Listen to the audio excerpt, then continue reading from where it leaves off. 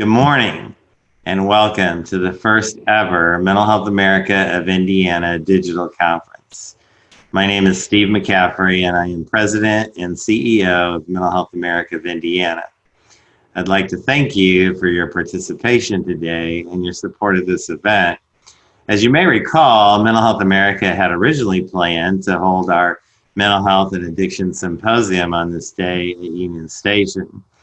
But as a result of COVID and the pandemic, we had to reschedule that event, and we rescheduled it for December 10th, and it will also be at Union Station. So please go ahead and put that on your calendar now. We also plan to hold our traditional Heroes in Recovery luncheon during that time. So that's December 10th at Union Station, combination Mental Health and Addiction Symposium and Heroes in Recovery luncheon. So while we did reschedule for December the 10th, we had this on our calendar and hopefully you had it on yours. And so we wanted to take this opportunity to discuss the most critical behavioral health issue now confronting us and do it in this digital platform. Obviously, this is becoming our new normal. We are working to support those with mental health and substance use disorders through this webinar, and we couldn't have done it without our wonderful sponsors. Our platinum level sponsor is IU Health, and our gold level sponsors are Meridian Health, Anthem, Optum, and United Healthcare. We'd also like to recognize our community partner, NAMI, for providing scholarships for this event. We've worked really hard to put together a program with speakers today that have both a national as well as a state perspective. And I'm particularly excited to highlight our keynote speaker, Dr. Ben Miller, who will be presenting immediately after lunch. Dr. Miller will be presenting on what is the leading work on COVID and behavioral health in the United States. So while as Dr. Miller will present a national focus, Rachel Halleck will focus on the state of Indiana. Now, I knew Rachel before she was appointed to her current position at DMHA, and I was so excited when I learned of her appointment. We're so fortunate to have her at DMHA and on this webinar. Many of you know that Rachel is the Deputy Director and Chief of Staff for the Division of Mental Health and Addiction. She's a clinician, licensed mental health counselor, and a licensed clinical addiction counselor. Before she took the position at DMHA, she served as the Senior Director of Behavioral Health Strategy and Innovation for Volunteers of America, Ohio, and Indiana. She completed her undergrad at Hanover College and her master's degree in clinical psychology from the University of Indianapolis. So Rachel will be providing us with a brief State of the State address. Thank you, Rachel, so much for being here today. Hi, everyone. My name is Rachel Halleck, and I am the Deputy Director and Chief of Staff of the Indiana State Division of Mental Health and Addiction. I am really excited to be able to be here with you virtually today, and I hope that you enjoy the rest of the meeting. So, as you know, we are all navigating uncharted territory right now with the COVID-19 crisis. The impact that it has had on our mental health and our SUD treatment and recovery spaces has been tremendous. And we have seen a landscape emerging before us like we have never seen before. Some facts to just support that claim. Indiana 211 has reported that for comparison purposes, that in March 2019, it received a daily average of 487 calls. In March of this year, the average was over 1,900. Our Central Indiana Crisis Hotline reported that they're used to about 500 calls per month, and now they are averaging about 1,500 calls per month. We're also seeing increases in calls to 911 and crisis center hotlines related to domestic violence, overdose, and substance use disorder. This is a high stress, high crisis period of time, And your partners here at the Division of Mental Health and Addiction have been working overtime to make sure that the recovery community the mental health community has what it needs to be able to operate and operate efficiently and effectively in the middle of this pandemic. So I'm going to talk about a few of the things that we have done and how those have turned out. And then I'm going to give you a few tips to make sure that you are taking care of yourselves as well. The first thing that we were able to roll out was the use of telehealth. In Indiana, telehealth was only approved prior to this for very specific sorts of interventions. And we have broadened it so that nearly every single sort of mental health or SUD service that a person might access face-to-face is now doable via phone or via some sort of video platform. And we have seen tremendous amounts of success with this sort of intervention. What we're finding is that people that traditionally would not access services are accessing services for the first time. We're seeing that individuals who often would miss appointments are more likely to make it to appointments, and that providers are able to talk with people that maybe are so affected by depression symptoms or substance use disorder symptoms that they weren't likely to make it into the office for a traditional appointment are accessing services. We are planning to continue to look at telehealth and how it will continue in the future, and to make sure that the use of telehealth is something that is supported moving forward even after this crisis is over. We've also put together an increase of call centers to help support entities like 211, the State Department of Health, 911, first responders, and we are currently expanding that through our crisis counseling program grant that we have been awarded through some federal funding. With our crisis counseling program, we will be able to do some intentional outreach both to healthcare providers as well as our community members that are experiencing increased stress, increased mental health symptoms, increased triggers for relapse, so that we can intervene quickly and effectively and mitigate the long-term impacts of this crisis on people's mental health and substance use disorder recovery. We also were able to quickly enable take-home dosing for methadone, so that for people who were appropriate for this sort of modification, they were able to take home up to a month's supply of methadone rather than having to come into the clinic on a daily basis to get their dose, largely reducing people's exposure to each other and ensuring that people can access the life-saving treatment that methadone provides without the increased risk of exposure to COVID-19. In addition to that, we have launched and worked with our community recovery partners to support and launch virtual peer support. We are right now working on expanding some funding to enable and support virtual anchor sites for peers so that they're able to have a regional sort of approach to support the peer community that are seeking recovery. Lastly, all of you have probably heard about our Be Well Indiana website. This website was intended to be a one-stop shop for resources for people in Indiana who were experiencing perhaps a exacerbation of existing mental health symptoms, or perhaps experiencing mental health symptoms for the first time.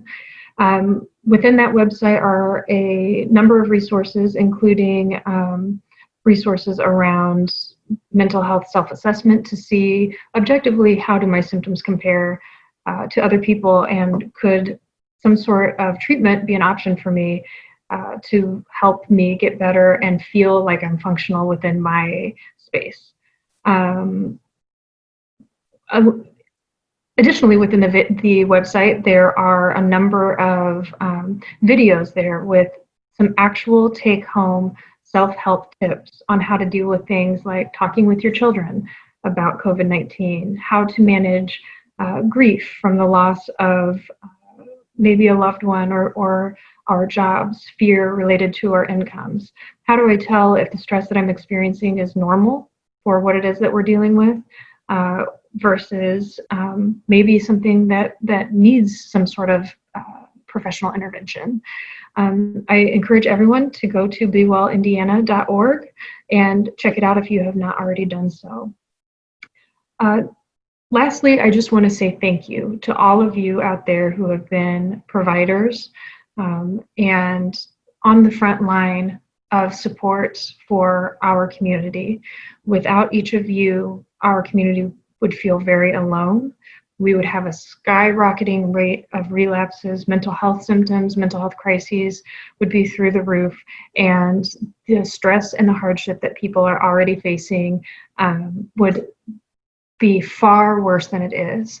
I know many of you have been working countless hours, have been coming up with really brilliant ideas, and have been putting forth an effort like many of us have never seen before in our state in response to this. And for that, we are thankful. Thank you. And at the end of this, I just want to say, please make sure that you are taking care of yourself. All of us are experiencing a multitude of difficulties that compound upon each other to cause a significant amount of stress, even for those of us that feel like we are generally adaptable to change. We've totally revamped most of our established workflows and communication pathways. We've had to create new systems in a very, very short period of time. We've had decreased human interaction and loss of income for some of us, and a decreased sense of stability overall. Our responsibilities have shifted. Our work and home responsibilities look different, and some of us are trying to juggle and navigate both of those at the same time. And a lot of us are having some sort of emotional contagion from the endless stream of anxiety-provoking news that we're hearing. Those of us in roles where we are in oversight of people or agencies, we have an immense amount of pressure to have the answers for our stakeholders and for our teams, when often there is no right answer. And on top of that, we're just trying to get through the day-to-day and navigate worry about our real-life consequences and changes that we are all having to face as human beings outside of our professional world. If you start finding yourself picking fights with your loved ones, avoiding responsibilities, even if you have enough time to do them, feeling overly tired even though you have fewer daily activities and you're getting enough rest, you're having changes in your sleep, you're having trouble focusing or forgetting things, having changes in your appetite, feeling really overwhelmed with worry and uncertainty, crying a lot, or feeling emotionally disconnected, understand that those are common early signs that your mind and body are feeling overwhelmed. And it is really, really critical that you start being intentional about self-care as soon as you start to see these things in your life. Self-care is for everyone, and it's very, very important during this time, especially for this group who are so crucial to helping support the people in our communities. If you don't take care of yourselves, slowly but surely, you'll be less and less able to take care of other people, and we need you. Ultimately, it's most effective if you identify stress reduction techniques that might be helpful for you before you start to feel totally overwhelmed, so that you can practice them before you really, really need them, kind of like a fire drill. So think back to healthy and helpful things you've done in the past to get you through difficult situations. And most importantly, reach out to your support network. We are human. We will have good days and we will have bad days. And the best we can do is to offer ourselves and those around us some grace. So thank you. Enjoy the rest of your time here today. And please don't hesitate to reach out if you need anything. Take care. Wasn't Rachel great? Indiana is really doing some amazing work to help combat the implications of the COVID-19 pandemic. As a result of Rachel and Jay's leadership at DMHA, Indiana is in great hands. So I'd now like to introduce our next workshop presenter, Kimble Richardson. Kimble is a friend and a colleague and a well-known mental health leader in Indiana. He'll be presenting on the District 5 project, which is a new project that he'll explain in detail. We're all very excited about. Kimble received his master's degree with honors in counseling and counselor education from IU, and he has over 30 years of experience in healthcare. He's been a coordinator for the emergency department at what is now Eskenazi. He's served in various capacities at St. Vincent Stress Center, and he's currently the manager of business development and referrals for Community Health Network. Kimble is licensed in Indiana as a mental health counselor, a clinical social worker, a marriage and family therapist, and a clinical addiction counselor. He was appointed by the governor to the Behavioral Health and Human Services Licensure Board, and he is currently their board chair. Kimble is also the former president of the Indiana Mental Health Counselors Association. In 1996 was named Mental Health Counselor of the Year. So Kimble, thank you so much for being here. We can't wait to hear your presentation. Good morning. My name is Kimble Richardson, and I'm here to tell you the story about the District 5 Resilience and Emotional Support Team, and when we were activated on March 16th, 2020, and all of the amazing and wonderful things that have happened since then.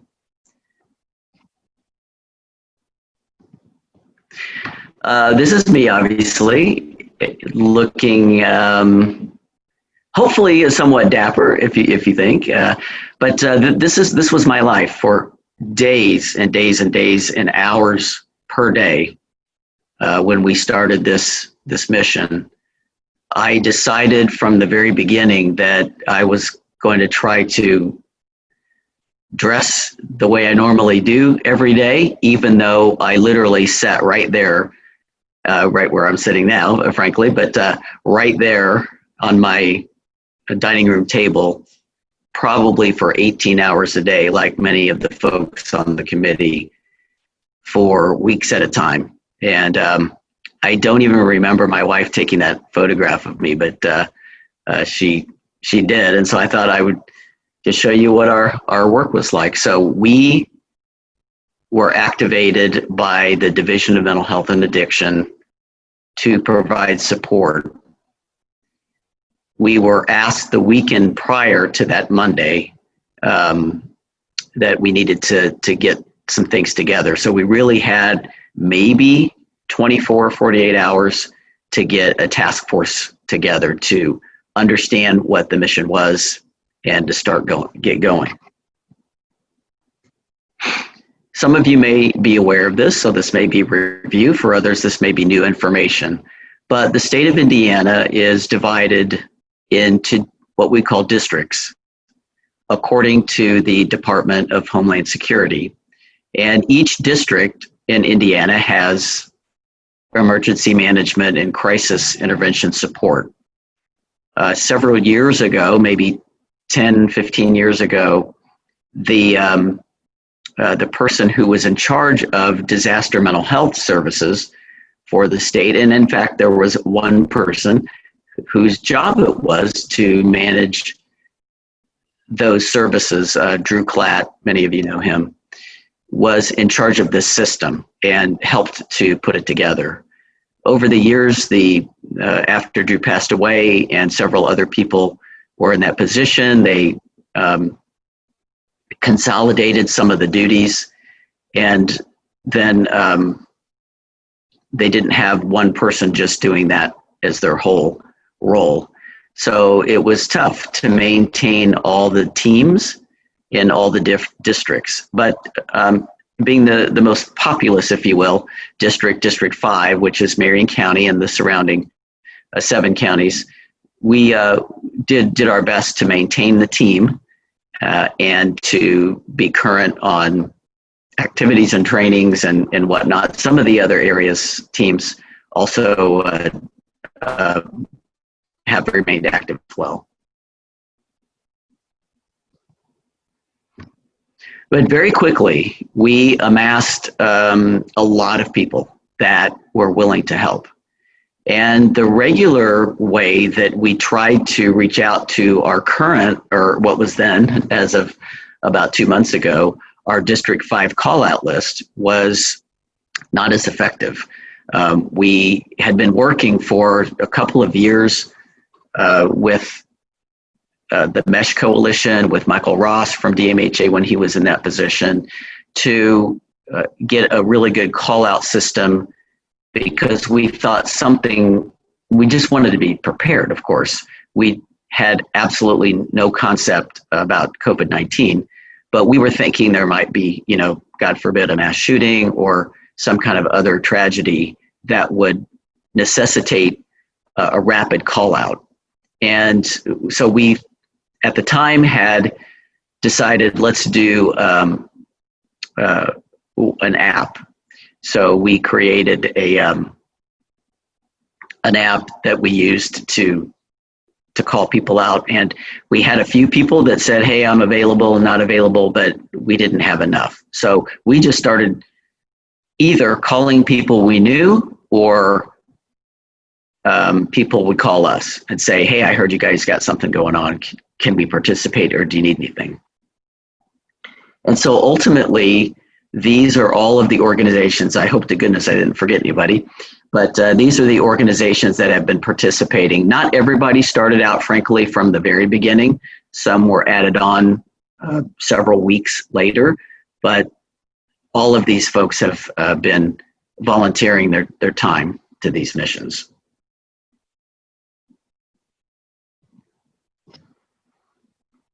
The Indiana Resilience, Resistance, and Recovery movement is given to us by our Indiana REST teams. And this is what we call the Resilience and Emotional Support Team. The Indiana Division of Mental Health and Addiction oversees all the REST teams. And Kelsey Linville is in that position now. And she has been working very, very closely with especially David Berman of Mental Health America of Indiana and Erica Gallion of IU School of Social Work. The three of us and Kelsey spent, 16, 18 hours a day, weeks working on these things. And then a lot of other folks joined in too and been spending quite a bit of time on this project. I've been calling these missions, and this was a term that I thought was appropriate because we felt like we were battling something that was frightening, unknown, and we also felt like this was a calling. So a mission feels like a calling, a duty. And if you've ever worked in crisis intervention, you have an understanding of the personality styles, if you will, that draw people to that work. And I absolutely love working with people who have disaster mental health crisis intervention background, because there's a grittiness, there's a get to itness, there's a let's do it kind of spirit about it. And I can't express how proud I was of this whole team of people that with the exception of a couple times, there wasn't any drama. There was no drama. Everybody got along. If there ever was a time that something went a little awry, we talked it out, and within 24 hours it was settled and we were moving on. So everybody worked so very well together. I think you can be proud of that too. So we were given some tasks. And I'm telling you, if you give a crisis intervention person a task, watch out, because we're going to get it done. And this is the spirit that we had to work with. So we had a slight change in the priority of our mission right at the beginning. We initially were asked to support the call center of Indiana State Department of Health, who stood up a call center that ultimately got up to about 60 people. And they were taking calls about COVID-19 and the coronavirus from all over the state of Indiana. And of course, we're very stressed. They were prepared for technical questions about the disease that we knew at the time, or testing opportunities, but not necessarily prepared or trained to handle people's emotional concerns and anxiety. So we were asked to support them, and we got a process together that we needed to switch a little bit on what they wanted versus what we had prepared. And so we did, and I'll tell you about what we did with them momentarily. So we switched our priority. Their number one priority then was to the Indiana 211 call center.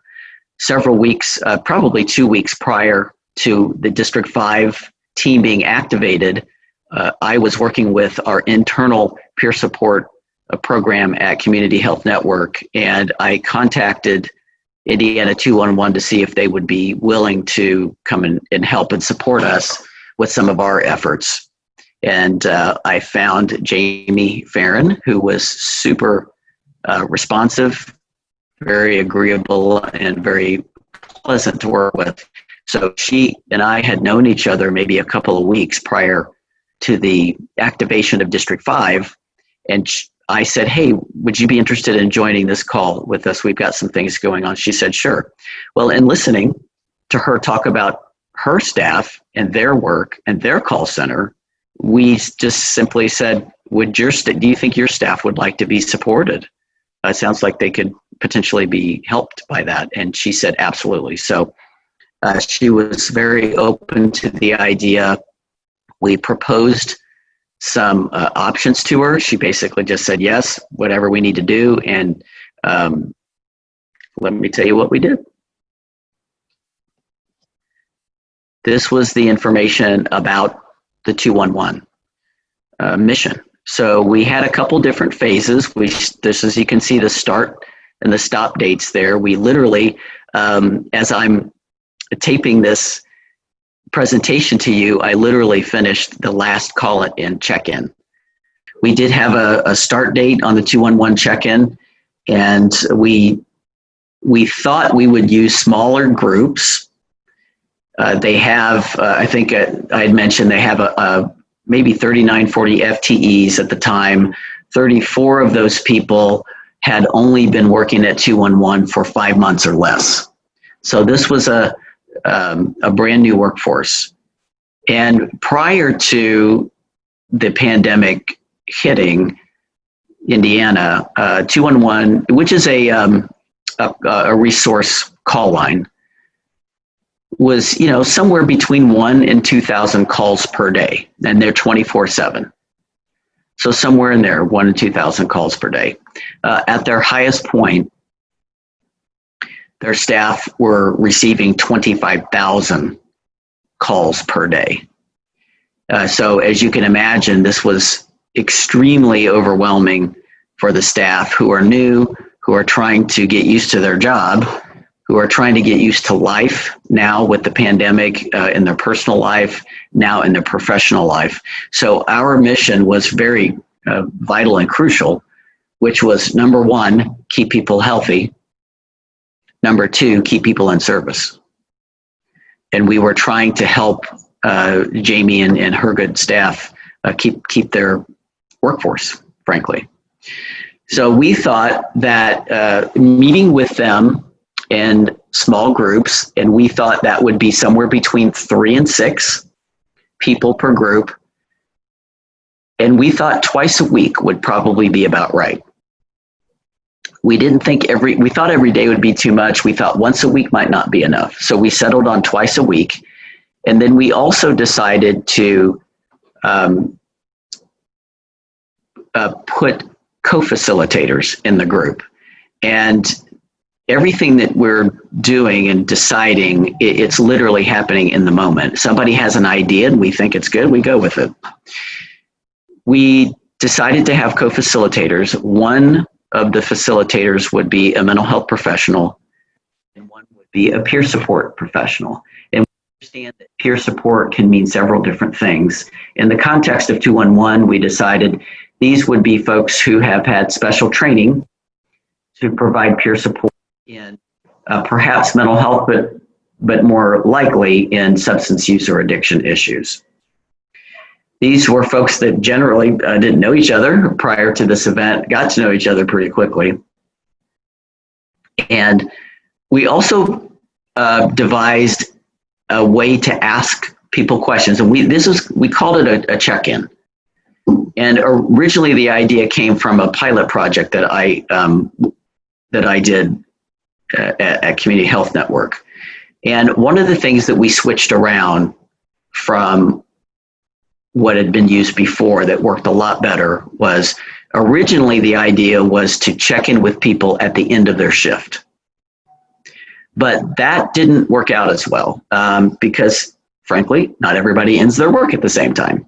So it's hard to catch people, especially in healthcare. Not everybody is done right at your end of shift. So we thought, okay, it's better to get with people initially, and or at least at least the beginning or the middle of their shift. And we devised a set of 4 questions. They're very simple questions, but they're strategic and they were meant to be asked in order. And the questions were, what was the toughest call you had since we last met? Followed by, what was something that went right or well in your last shift? Followed by, name one coping skill that you'll use between now and the next time we meet that will help you take care of yourself. Followed by the last question, what's something that you can do to be supportive to your colleagues in the group? And it wasn't meant to ask each person those 4 questions. It was meant to ask one question to all the group members. You moved on to question 2 and 3 and 4. So it was a group check-in. It was designed to be 30 minutes. You can imagine asking one question to one person could take an hour. So we had to really be very instructive with our group facilitators. This is quick. This is acute. This is a check-in. And we had to instruct the 211 staff how to do that as well. We met twice a week, and we originally set this up to do 4 weeks. By the end of group 3, their staff were saying, do we have to stop? Can we keep going? This is so helpful. So we devised a way to do 2 other things. Number one, we would, instead of just abruptly ending, we would gradually taper off. And so we added on 3 more weeks. 1 week was just a stop. Okay, let's stop. Let's have a timeout and see how everybody's doing. And then we had 2 more weeks of just 1 meeting a week. In there, we also decided one of the groups was really struggling just with learning what are some possible coping skills that I could use. So one of our members, District 5, Jen Stansbury Miller, who has a lot of expertise in crisis intervention and thankfully a lot of expertise in graphic design, said, let's design a resiliency lecture for the folks in addition to what they're getting. So we did, and she and David Berman and I worked on that project. She literally designed it visually. It's beautiful, and we stood that up for the folks as well. Again, an issue, a thought or an idea, put it into action, boom, there it is. And the other thing I think that was very helpful for the 211 staff, and kudos to Jamie and her leadership staff there, they decided that this was going to be paid time. So anybody that was participating in the group check-in, and I believe their whole staff, participated. Anybody that was going to start doing that, anybody that attended the resiliency training, they got paid for that time. Just looking at my notes here. So another thing that happened was we had some master's and doctoral level students from IUPUI School of Social Work and from Ball State University who were having trouble finishing up their practicum and internship hours because of everything having to be virtual. Oh, and I forgot to mention, everything that the District 5 team did also was virtual. So not only did we have to think up a model, a platform, but we had to think of a way to deliver it because we couldn't be on site. Their staff were not on site. We couldn't be on site. And so we had to think of what's going to be the appropriate way to make connections visually and via audio. In this particular mission, we decided on Zoom. We did just-in-time trainings, two fairly large trainings for this model, and we talked about, and of course we had to get our training agenda and the technology and all that stuff. As you can imagine, now that I'm remembering, oh yeah, that was a lot of work. We did a lot of stuff in a short amount of time. Today was the very last day, and I was asking people, what did you think this was helpful? What was helpful about it? And it wasn't perfect, but we got really good reviews, and we did data collection. That data has not been analyzed yet. It will be over the course of the next few months.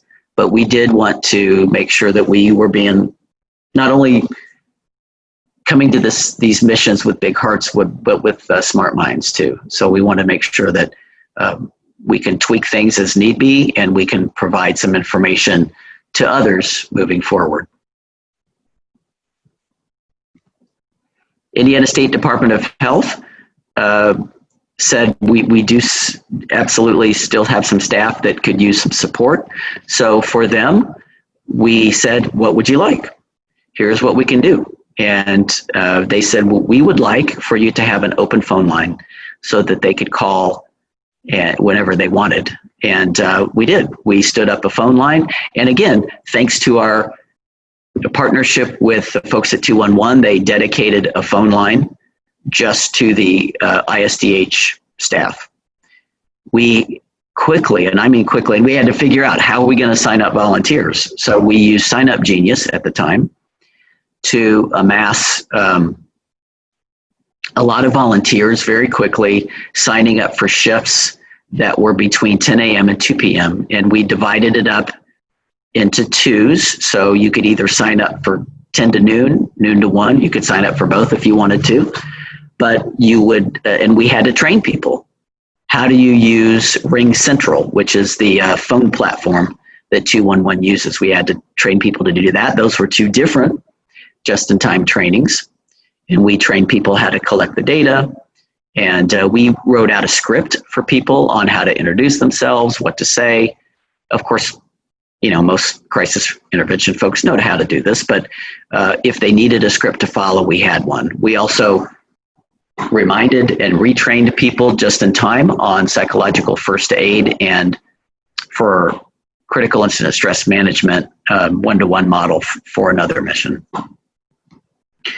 The ISDH mission ended just recently.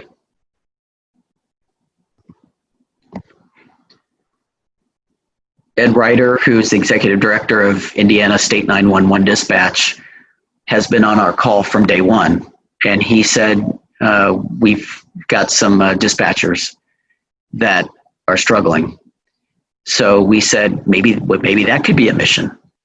And from the very beginning, we just listed who could benefit from support from this team. And we kept a rolling list.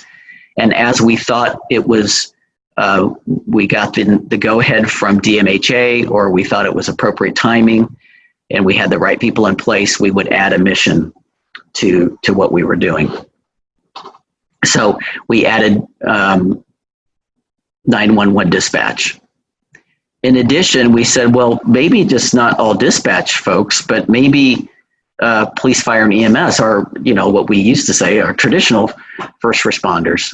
It would be helpful to support them too. And our original thinking was enclosed in our District 5 area. So we were thinking, well, we've got, lots of police, fire, EMS professionals that live in District 5, and we just thought, why are we limiting that to just District 5? Couldn't we do this for all over the state of Indiana? And again, this was just this spirit about the group. We're like, yeah, let's do it. Let's just do it. So we partnered with the Indiana CISM Network, Critical Incident Stress Management Network, and Daniel Coffey from the Indiana State Police and Patsy Hendricks from Fort Wayne area they're the co-directors for Indiana CISM Network, and they and the District 5 put this program together. We started the mission. It's continuing, ongoing, And we decided to use the CISM network specifically for this one because it's very utilized and well studied in first responder cultures. There's been, I actually need to correct that. I see something on there that's not correct anymore. We started out with the Zoom platform. We had our just-in-time trainings. We were ready to go. We had phone lines set up and a Zoom set up. And then we figured out, oh, wait a minute. Literally the day that we were doing our first just-in-time training, we learned that several of the State Department employees are not allowed to use Zoom for their meeting platform, or at least host it. So we were like, okay, and it literally today, we got things switched around and we're switching to WebEx for that mission. But that was a big consternation at first. But we went ahead with the training. We went ahead and taught everybody in Zoom and stood that up until we could get that switched over. So that was an interesting issue. You know, you have little things. We just tried to roll with the punches, but worked out pretty well. And that CISM Indiana CISM network obviously is statewide. There are, I think, 38 CISM teams that we know of around the state that belong to the network and have been participating and signing up for volunteer opportunities. We also, and just I forgot to mention, just like with 211, we also have supervision time. And that's not to critique people, it's just to say it's another check-in for our volunteers and our facilitators. So we stood up 2 different, at one point we had 4 different supervision times. We just decided every Friday we would do the supervision, and based on great ideas people would come with or concerns, we would make changes to things. So that's been very helpful. We also decided at the very beginning that the task force would meet every single day. And so Monday through Friday, the big task force met every day for maybe 4 or 5 weeks. Some of us met literally every single day, especially the different people kind of in charge of the different missions would meet usually multiple times a day, and that seemed to help. About 2 weeks ago, we stood down the daily meetings, and now we're meeting twice a week on Tuesday, Thursday.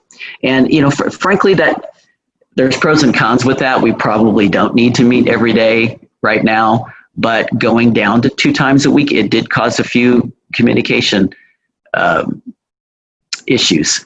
So we had to contend with that. And, you know, frankly, this is not anybody's full-time job, even though it's been like more than a full-time job for several of us. So we also had to contend with our other work, if we are lucky enough, you know, and blessed enough to still have work, and to contend with our home lives and what's going on there too. So it's been a lot for everybody.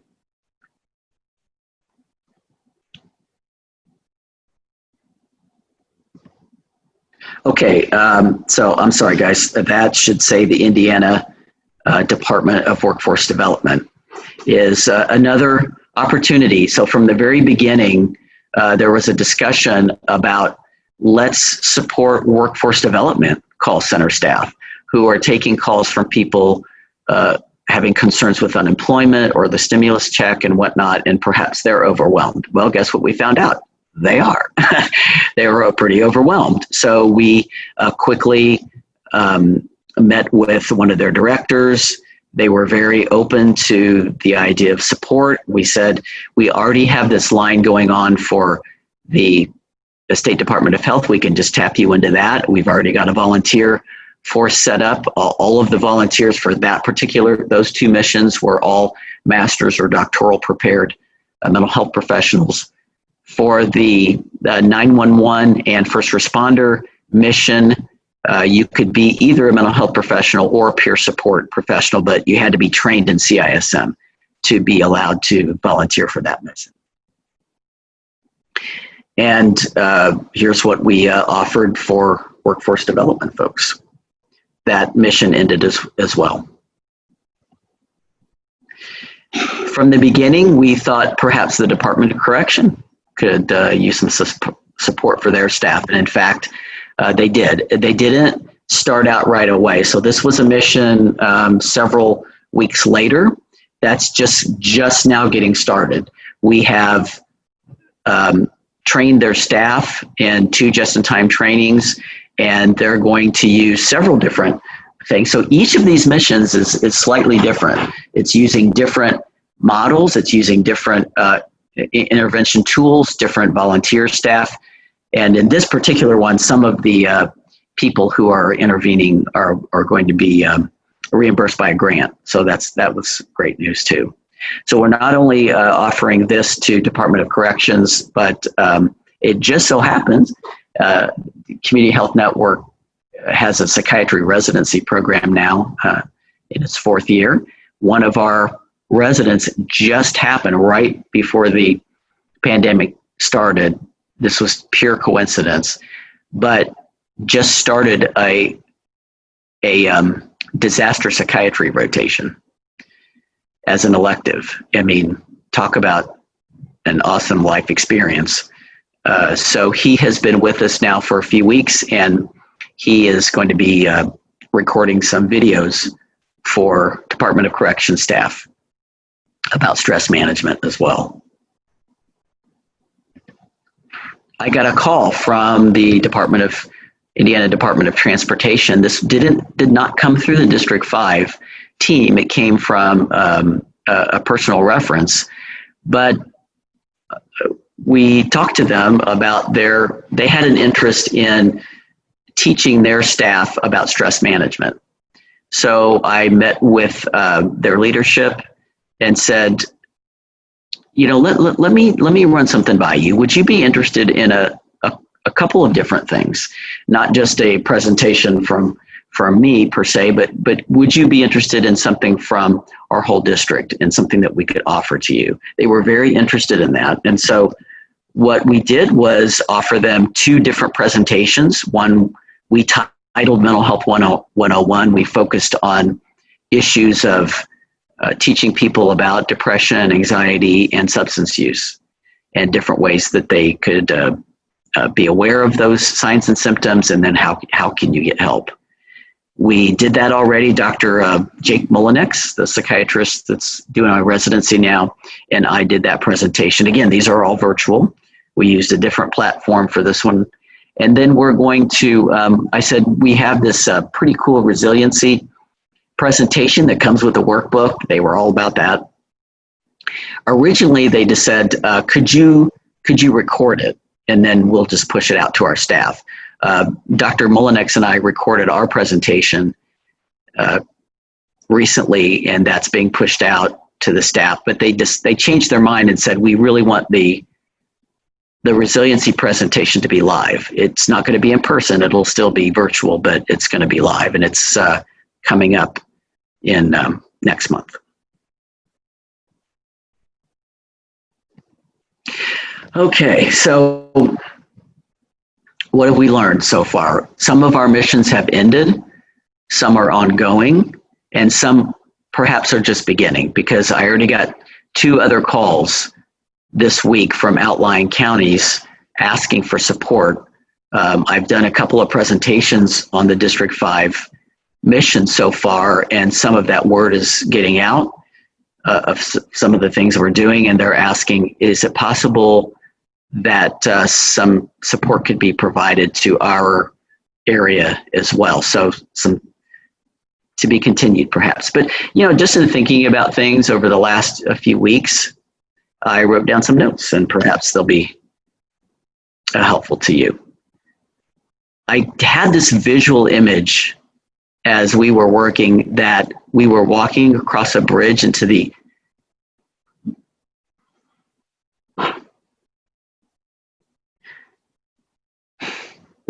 unknown. It was scary a lot of times. I'm sorry, I didn't mean to